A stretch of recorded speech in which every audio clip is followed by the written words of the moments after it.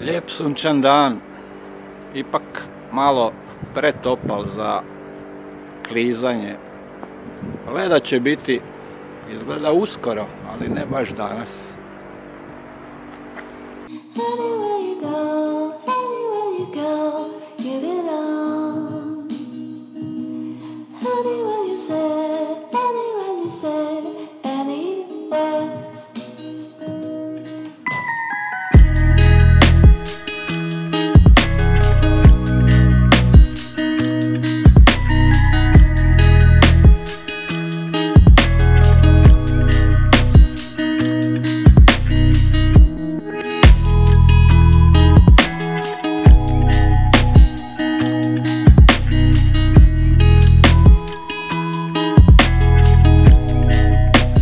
Ponedjeljak.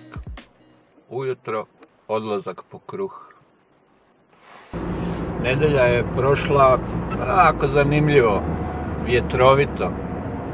Prije podne sam otišao malo do grada, sreo par lega s kojima sam onako popričao, sliko se.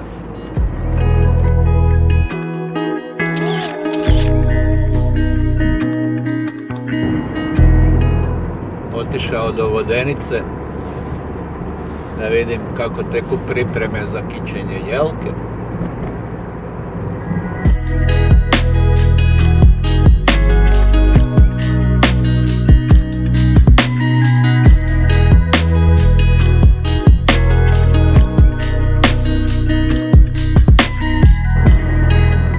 I uglavnom u gradu je sve onako kao što se može očekivati u ovoj fazi. Jedino golubovi, oni uvijek izvode svoje lupinge.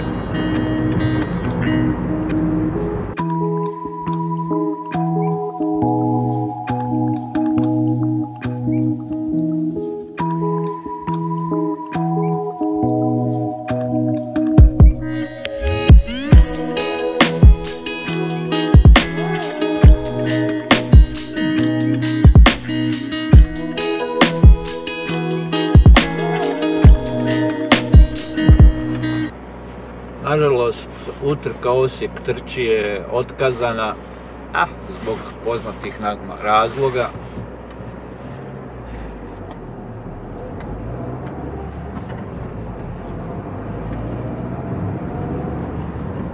Tako da su gradom uglavnom trčkarali lijepo obučeni psi.